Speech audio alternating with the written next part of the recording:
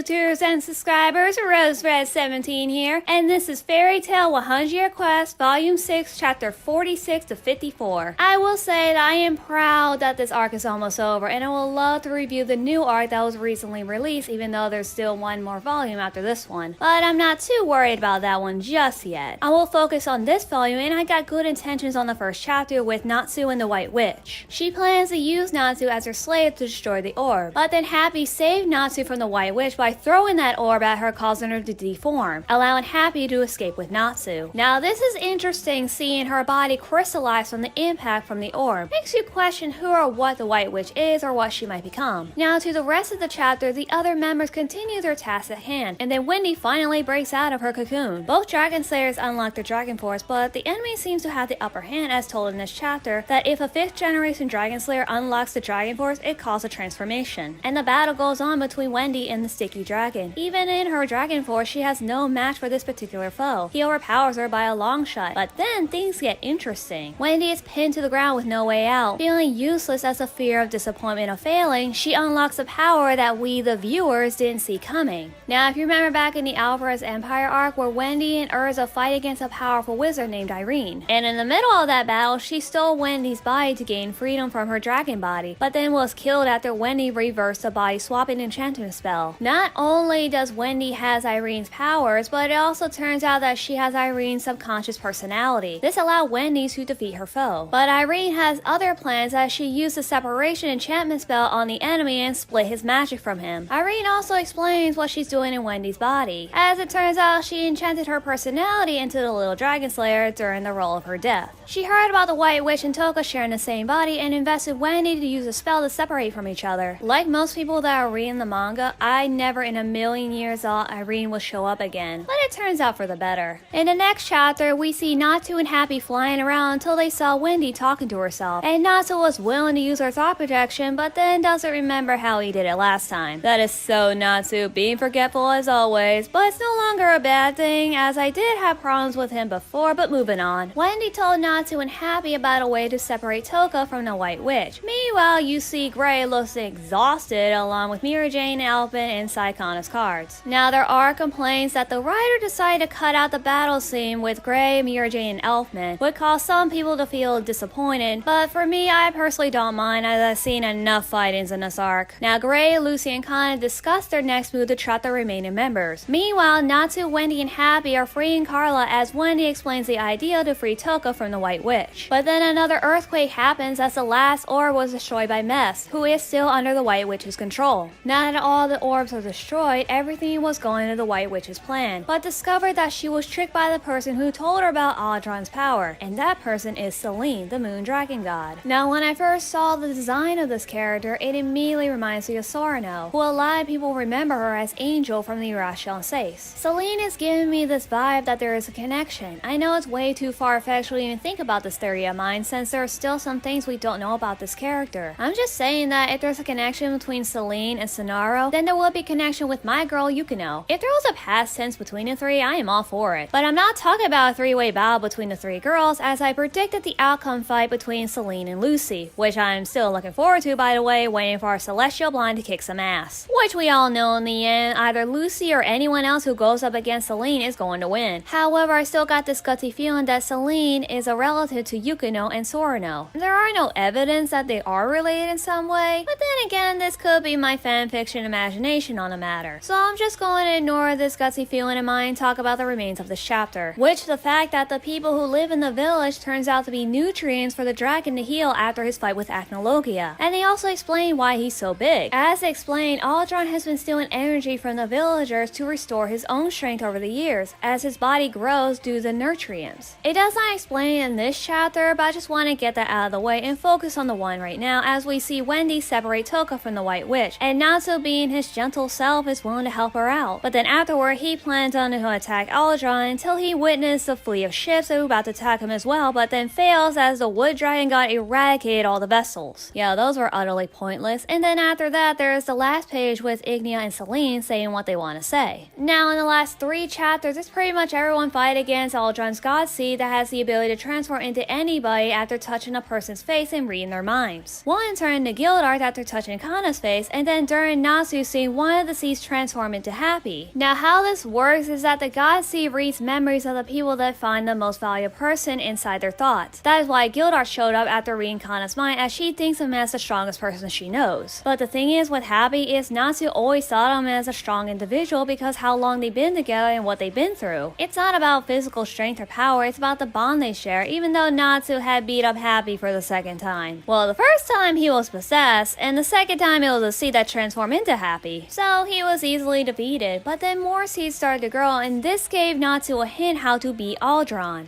That a boy, Natsu, it's about time you use your brain for once. But of course he has used it before, but not as often as usual. When I saw the ending of this chapter, I thought my favorite flame brain idiot was going to do something stupid again, but at the same time I was curious. After waiting for the next chapter in the bi-weekly release, I was blown away for what I read. It turns out what Natsu did wasn't stupid at all, it was very cleverly smart. He allows one of the God Seeds to grab his face and let him read his thoughts, and then what happens next is that Zeref appears. Natsu was thinking of his brother and the curse that he wields. He tricked the God Seed into activating that curse and thus destroying everything around him. Natsu remembers how the curse works, but he also remembers his brother suffering because of it. In these few panels, you can see Natsu's expression of sympathy as he feels sorry for using his brother like this. But overall, this is one of the best chapters of 100 Year Quest in my opinion, because my favorite character in the entire series finally gets the development he deserves. Throughout the original series, this character was lacking development. It's not just about getting stronger, but it's about getting wiser. Natsu may not be someone who's in the smarts department like Levi and Lucy, and has no leadership skills like Erza, but he does his best. This chapter proves of his growing ingenuity that people have missed out throughout the original series. But sadly, this ingenious plan doesn't last long, as the last chapter shows the seeds disappearing to stop the curse and saving his master. Speaking of his master, Natsu is now face to face with Aldron's human tree form, I guess, but he isn't alone. There are 4 other God Seeds besides Wolfen that were trapped inside the orbs. They are called Metro, Gears, Doom, and then there's Aldron himself. Now the team needs to defeat the God Seed and Natsu face up against the boss himself, and thus ending the volume. I got nothing else to say about this volume, as my every thought are all in this video, and nothing left to say but thank you for watching, and please leave a comment down below and subscribe. RoseRed17 out.